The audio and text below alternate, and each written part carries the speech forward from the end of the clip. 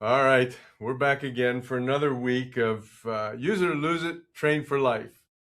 Use it or lose it. I mean, that is kind of my mentality about triathlons right now. I either got to use it or I've got to freaking lose it. Look at you. You know what? I really, I do. I love you, man, because you could. You do it really well. All right. I mean, he is a coach. I can assume your clients really love you as a coach because you come at them with truth, but you've also kind of come at him with compassion and you got my text over the weekend after. Well, actually, you didn't need my text. You got my you got my Yeah, notifications.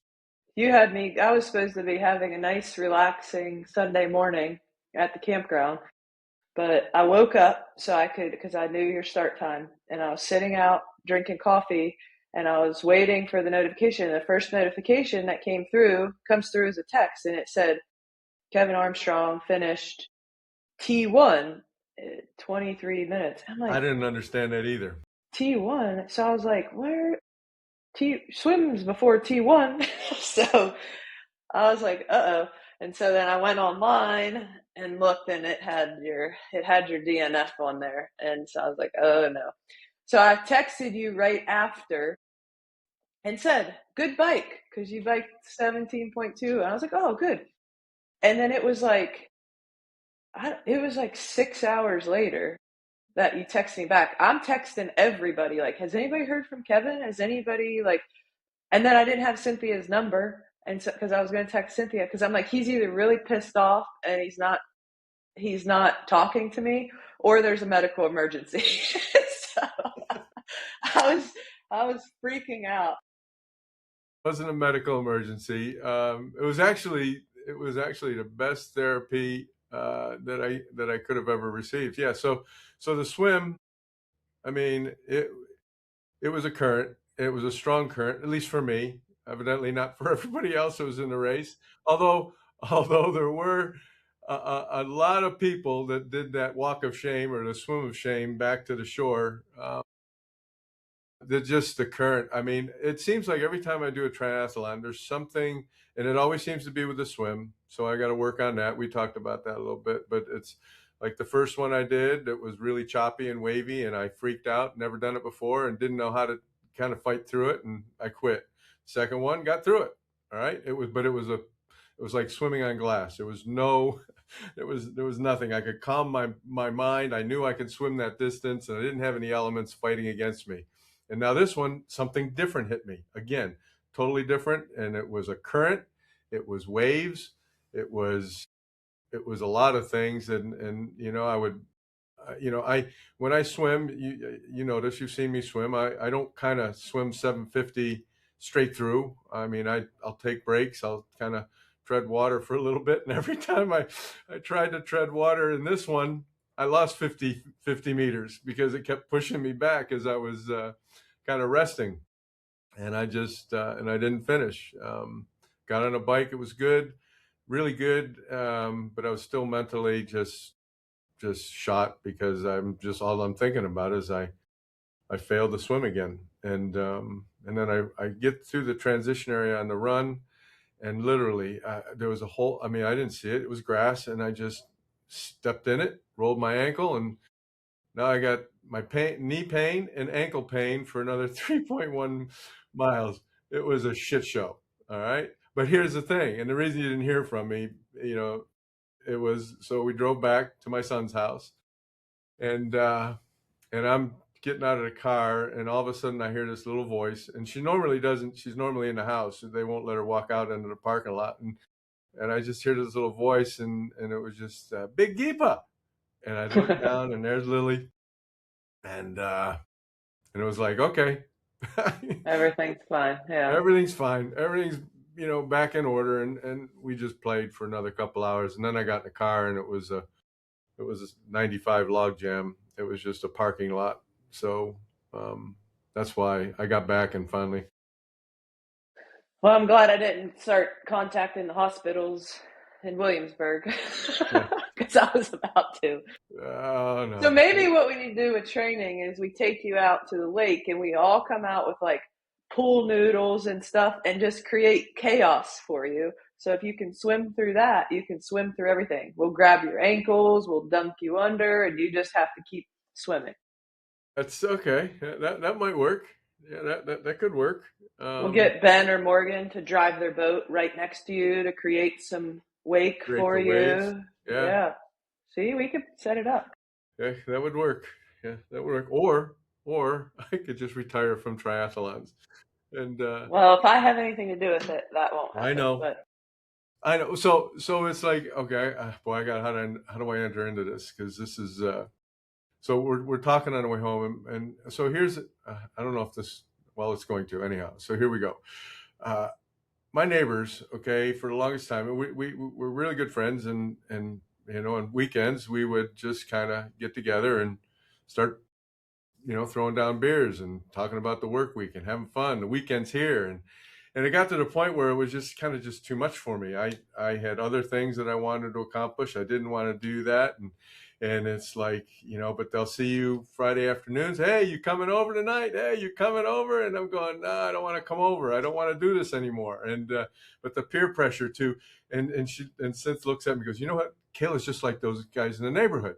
You know, she's, you know, it's like, uh, it's good, but the difference here is this is something that's really good for me, right? Training for this is going to just be really good for just overall fitness and health. So at least this is a good peer pressure to do something, but it's like I cave into, well, Kayla says I should do it. She thinks I should do it. Others think I could do it. And in my mind, I'm sitting there, one out of three. I can't. Anyhow. people said that in the gym yesterday. I was like, well, I'm trying to get him to do another one. And the first thing they said is, his wife is going to kill you. She's not gonna kill you. As a matter of fact, she go well. Like this next one in July, her mother's visiting, and the kids are visiting. Too, and it's that weekend. So she says, "Well, you can go, but you're going by yourself if you go." And and my grandchildren will be here, so that's the other thing. I don't get to see them, so I gotta weigh all this out. But let's get into enough about this stuff. All right. Let's talk about, but here's the thing, right? And this kind of ties to what our conversation is going to be today. And it's about workouts and how are they designed and why are they designed and why am I doing what I'm doing and everything. And it's like we talked prior to the turning record on, and it's just like, yeah, here's what's happening with my triathlons, but am I doing what I need to be doing to prepare my body to do what I'm going to ask it to do for the next hour, next 2 hours, next 15 minutes, whatever it might be, right? And sometimes, so do you think clients typically think about their workouts before they actually do them, or do you think a lot of people will just come in? This is what my coach says I got to do, and they just do it. They check the box. What are your thoughts on, and how can we help? And maybe the better question is, Kayla, how can we help our clients think about what they're about to do prior, rather than just coming in and doing? Am I making Yeah, sense here? yeah. Well, I think, I mean, there are some clients, right, that have a good understanding of the progression of their workouts, the day to day, the pieces of the day in their workouts. But there are quite a few that come in and I'm like, are you good with your workout? And they're like, I haven't even looked at it yet. And they're in the gym, right? And it's like, well, you know, it takes that they have access to the app, the videos there. Coach RX sends an email with the workout in it.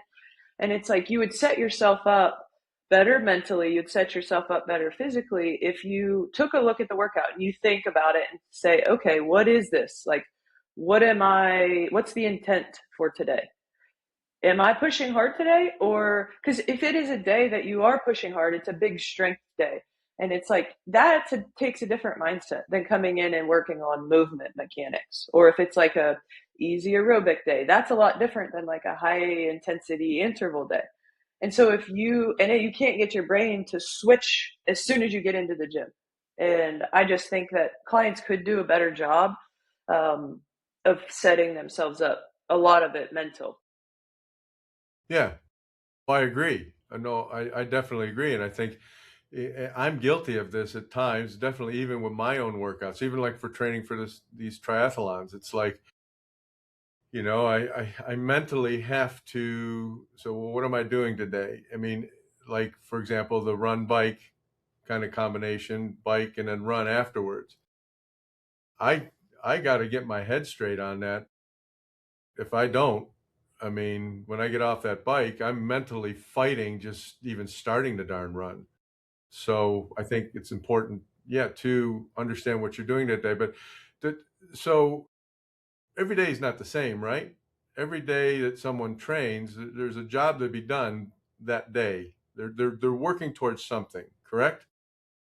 Yeah, and I think we just I get it gets me thinking because you get a lot of comments from clients about, I didn't I I didn't feel tired today. That's one. I think this was too easy. I didn't feel tired. And it's like, okay, well, you look at the workout and it's like, well, you're 2 weeks into your training.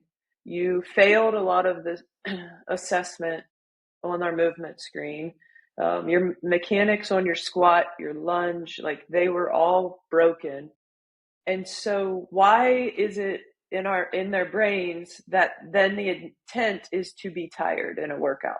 Like that's just an example. But it's Hmm. like, how do you get that person to think, oh wow, like I did the assessment and I had a hard time air squatting. Like there was all kinds of mechanical breakdowns. I couldn't do a lunge. I couldn't. I failed all the plank tests.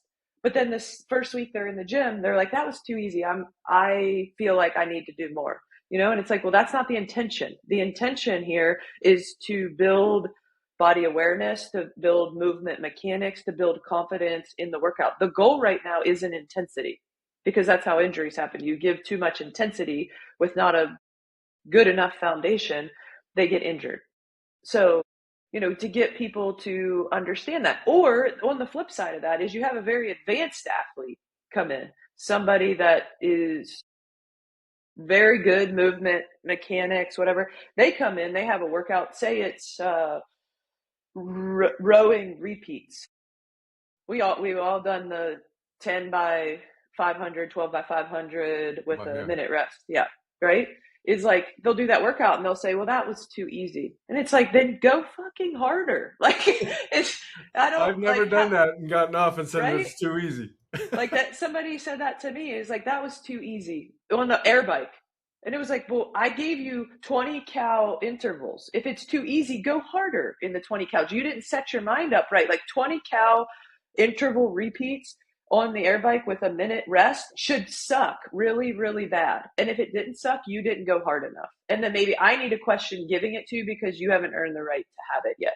So, I mean, those are like extreme examples, right? Or someone comments, well, I've been using the same weight for 3, 4 weeks. So say we use a goblet squat. And it's like, I just feel like I'm not getting stronger. And it's like, okay, but the intention here wasn't to get stronger. Same person maybe didn't squat properly in their assessment. So the goal is mechanics, mechanics, repetition, repetition, practice of the squat till we get to the point. So the progress, it doesn't come from weight, it comes from the actual movement looking better.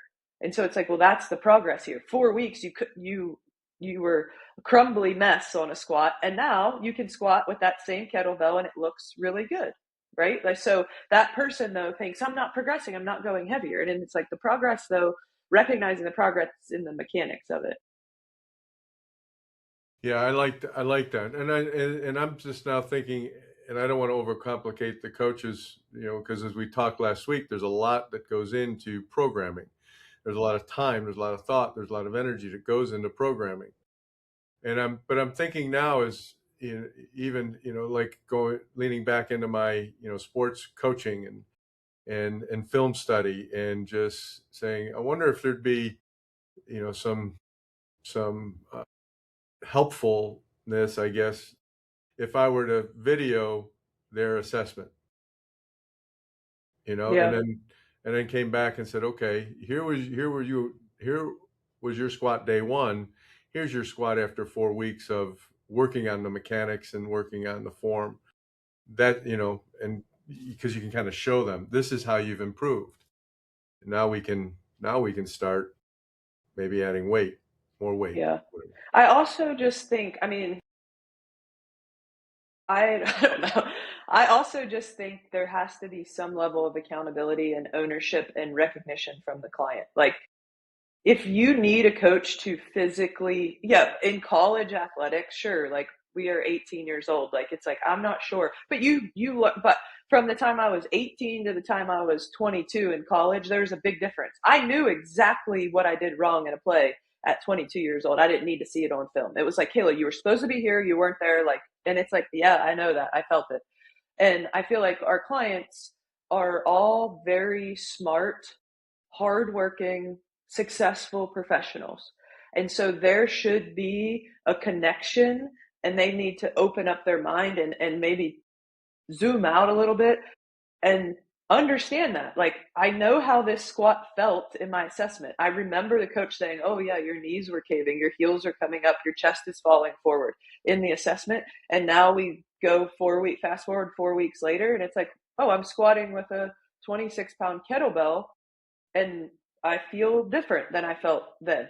They need to have that connection, right? This isn't like we can't do everything for them. And I think that that's the point of this podcast is like they have to take ownership over their days in the gym.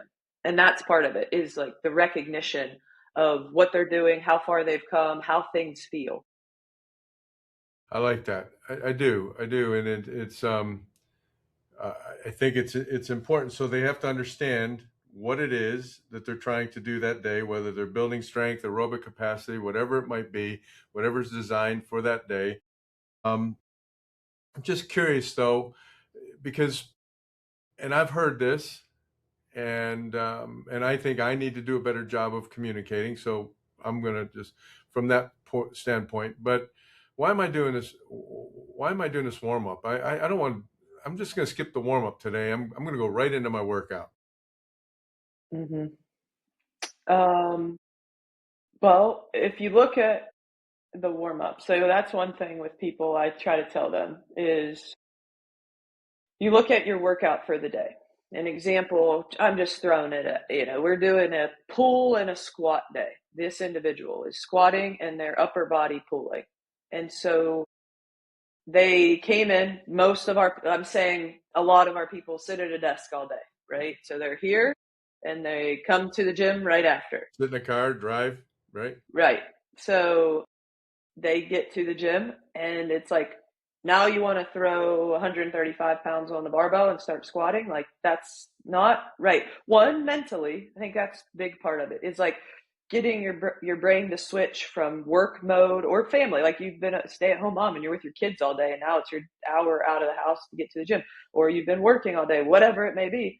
Now it's time to switch from work mode to training mode, and that warm up, that 10-15 minutes of a warm up, allows you to do that. And then it also, whatever movements you're doing. So we said squat and pull.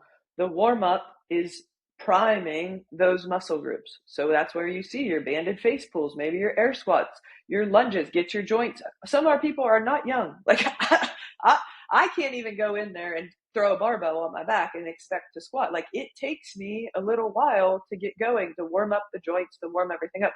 So, and I think it also creates like patterns in the movement. So, if you're doing air squats in your warm up, everybody's like, oh, there's somebody just yesterday that's in the warm up.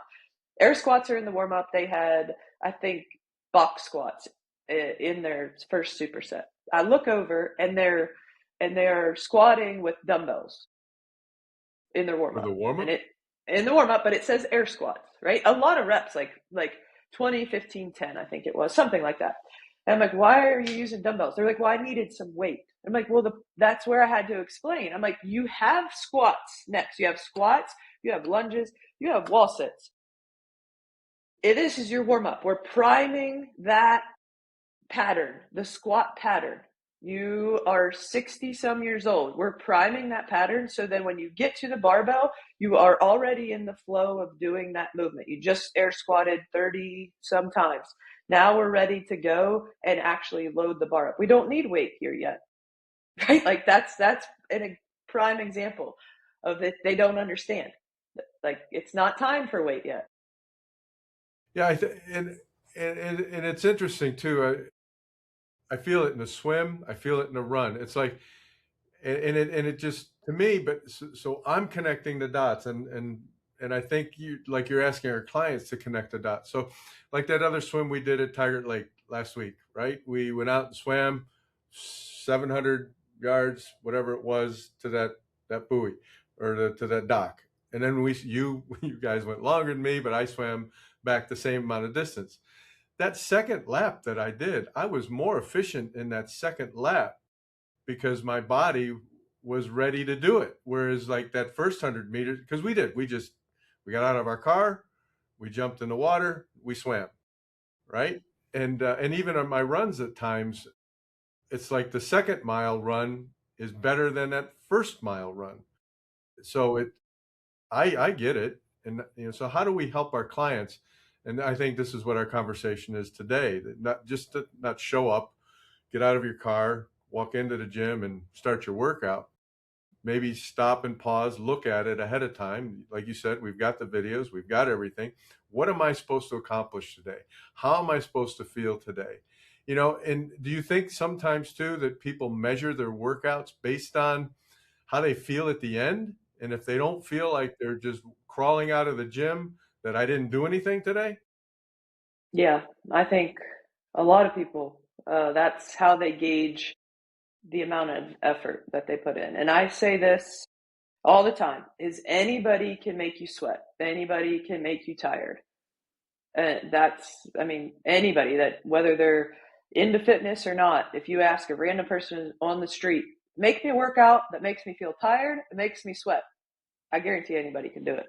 But the problem is that it's like there's no purpose behind it. And that's where you see a lot of injuries. That's where you see burnout. That's where you see a lot of plateauing because there's no, like, your fitness should kind of do this in an uphill linear pattern. Whereas with those workouts, it's like a hard hit and then you're like way off for a while. And then at some point, you just plateau because you're not it's not, it's constantly varied, but not in like a periodized fashion.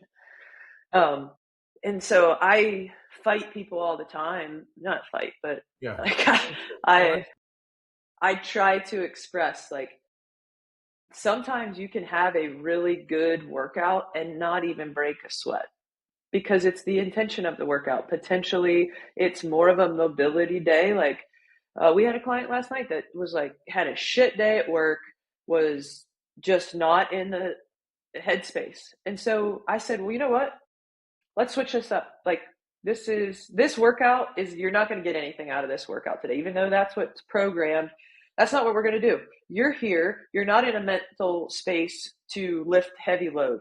So we went through a whole like kind of like flow session of like some stretches, some aerobic work, some like isometric holds.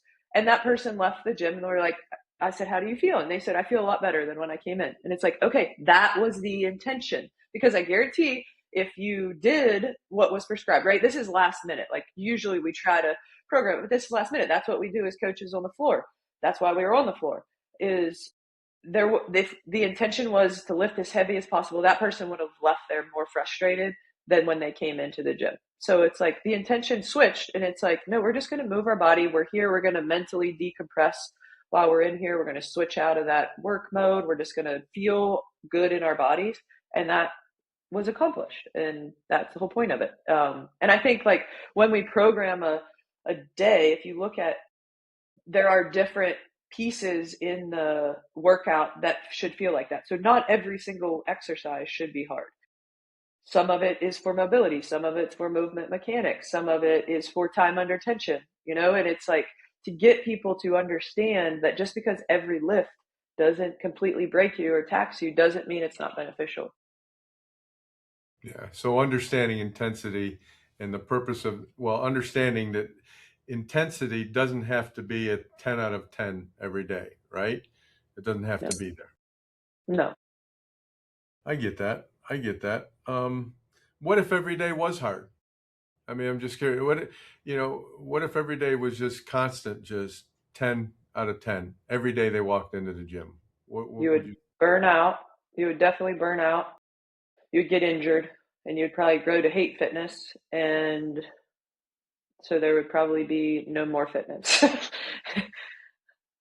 I mean, you see that all the time, is like, and I mean, I will talk about this is another example is so we have a client that went so the big in the CrossFit. Obviously, I came from the CrossFit world, and so I know that world. We have a couple clients that they'll go into CrossFit gyms in the area and do CrossFit workouts, right? And this last Murph is a big Memorial Day workout.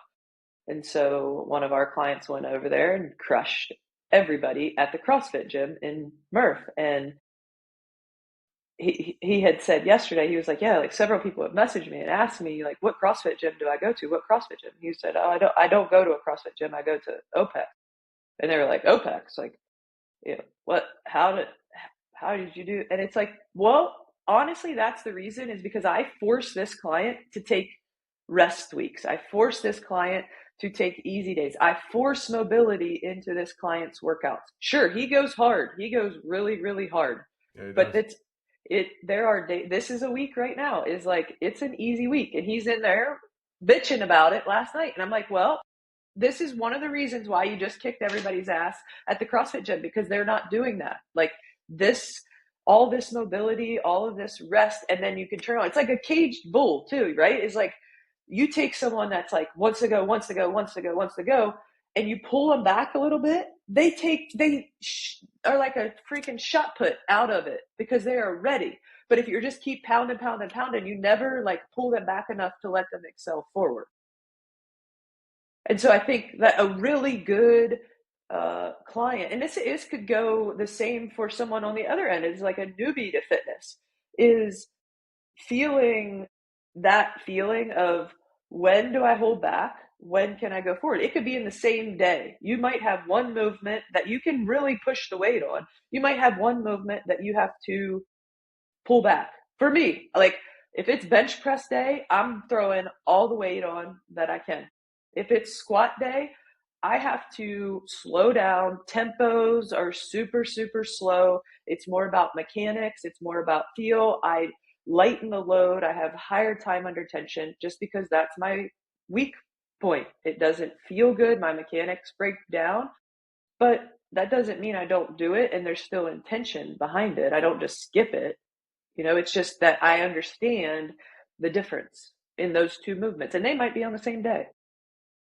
So I might be kind of blending, our whole process together. But we've talked about consultations, and this is where I think again the client can kind of start to take more ownership and just maybe jot down notes and say, well, why am I? So when they come to the consult, they're not just sitting there with like deer in the headlight looks.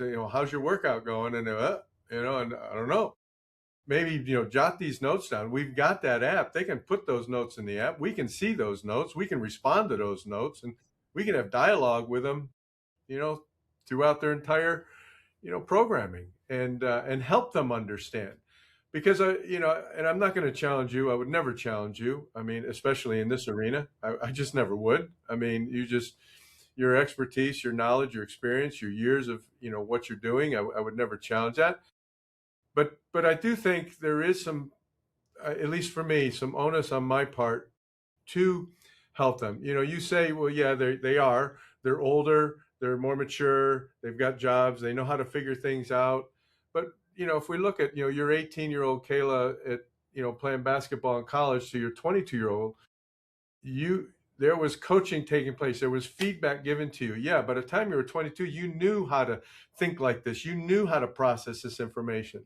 Well, when we've got newbies and they are coming in, they don't have that, they don't know how to process the Mm-hmm. information yet. So I think in my mind, I'm going to start helping them a little bit more intentionally. Say, hey, what did you feel today? How are you processing this? And challenge them. I mean, give them Mm-hmm. the cues on what they can ask themselves. because I don't know if they know how to ask themselves. Is that a fair statement? Yeah.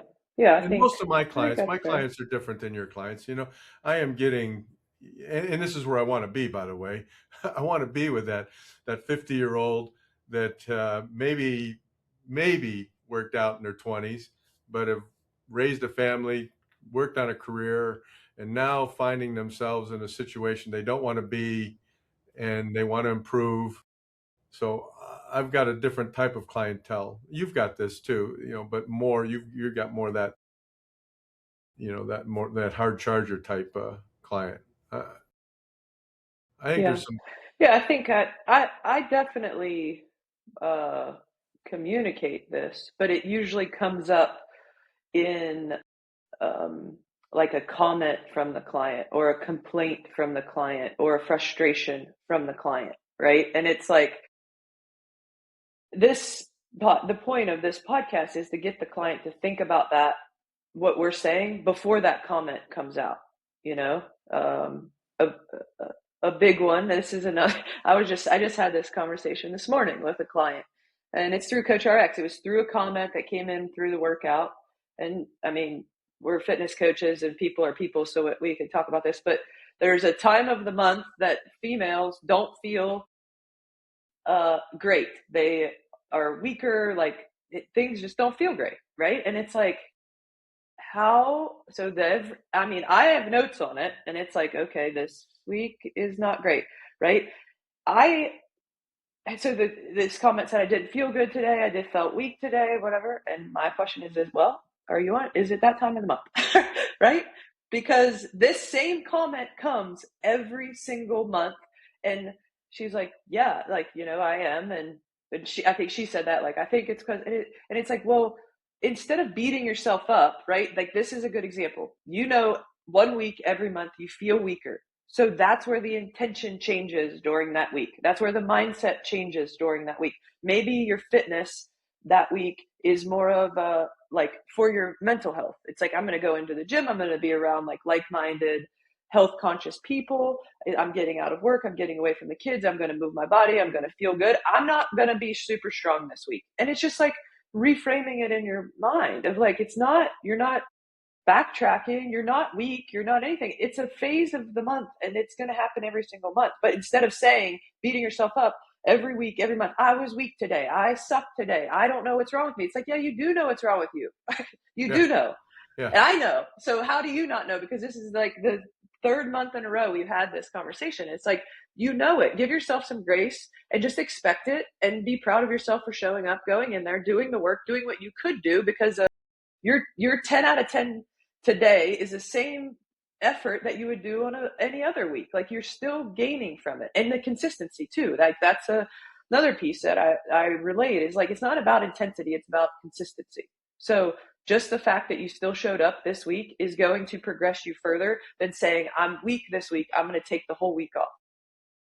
yeah, yeah. And again, I think it's that education that we're trying to help educate our clients.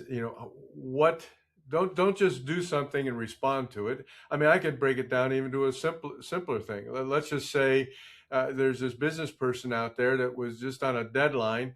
The last 3 nights they have been staying up all night to prepare their presentation, and then they walk in the gym on Saturday morning after the presentation and they wonder, well, why am I not performing the way I did last Saturday?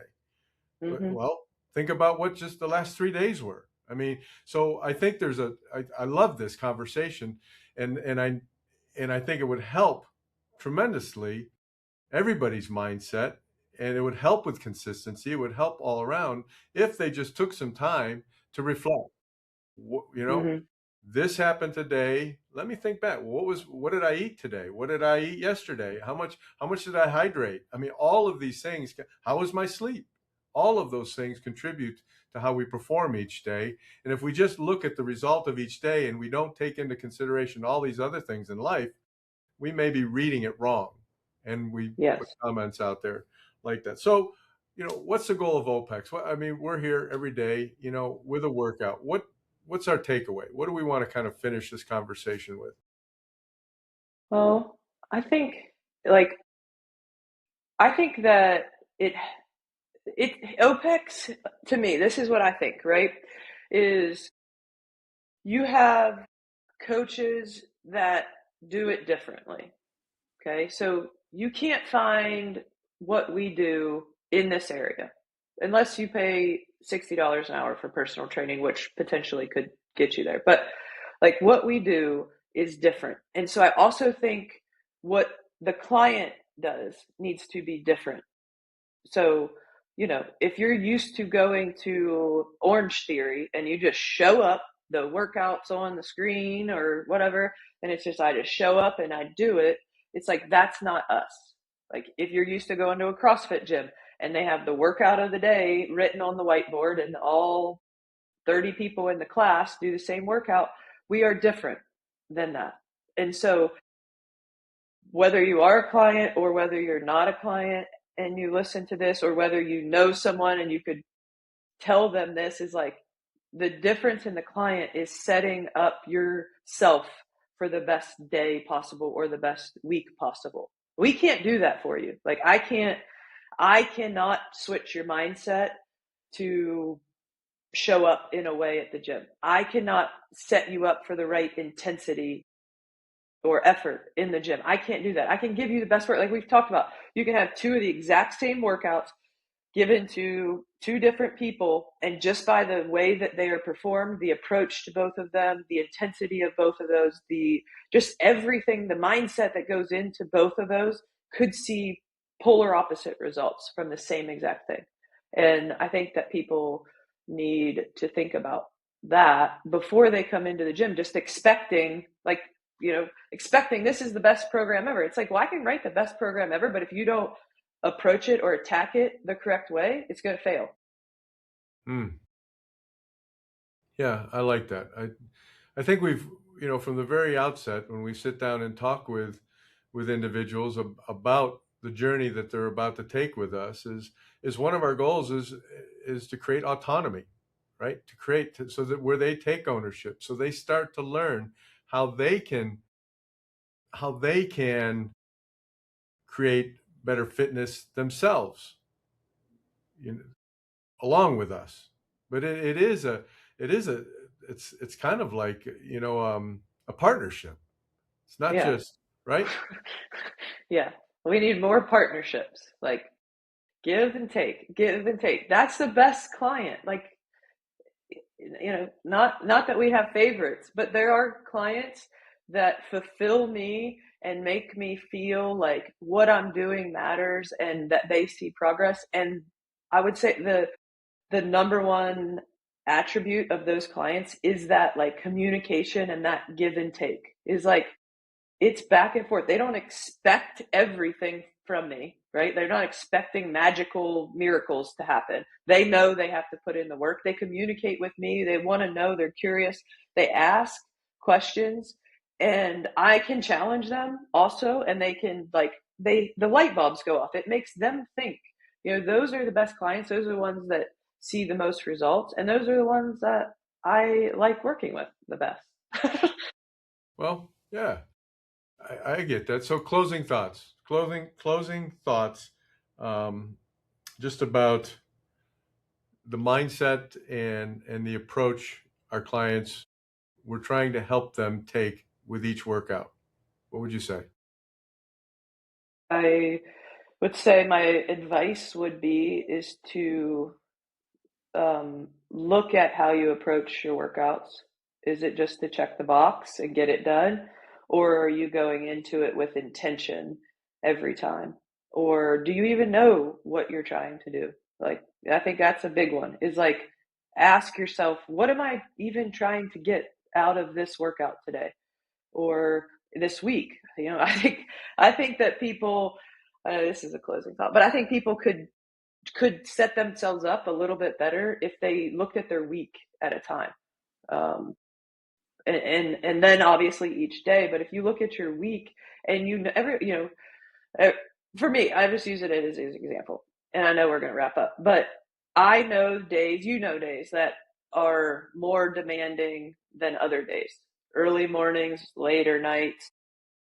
I structure my day because I know that on a Thursday morning after being at the gym from 4:30, till 10, I'm not going to have my best run, and I probably am not going to want to go right to the pool. So that's a day that's where I've switched it. That's a day where I go on like my longer, steady bike ride. I know that my body and my mind can handle that. It can't take doing mile repeats after that, right? So I think, and I have clients that do that too. Like we have that communication. It's like, I'm gonna put your workouts in for the week, right?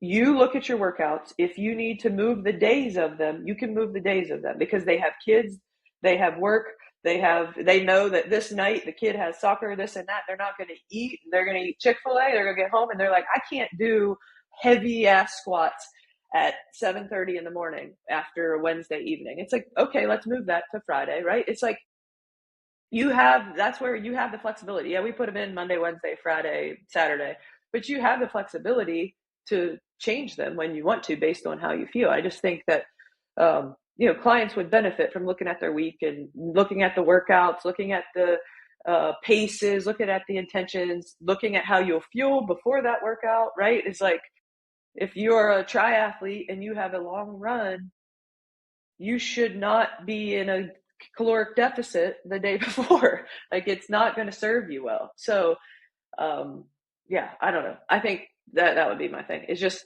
look at your workouts, plan your days, plan your workouts, plan your intensities, understand what the hell you're even doing anyways. Yeah, love it. Great place to end. Great place to Okay. end.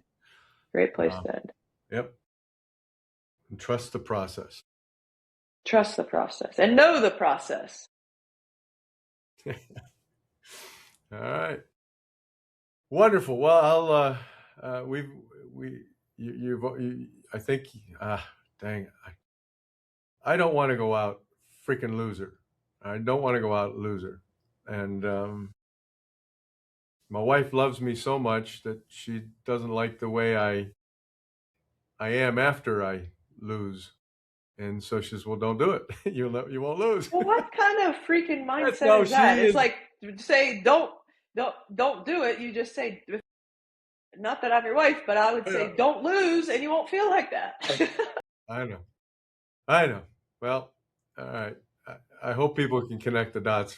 This is like we started our conversation talking about triathlons, and now we're finishing it with my walk of shame. Anyhow, let's get off here today. We've talked about this enough. Next week, well, we'll hopefully see you back next week, and we'll have another hopefully inspiring conversation that you can follow. All right, see you, kid. See ya.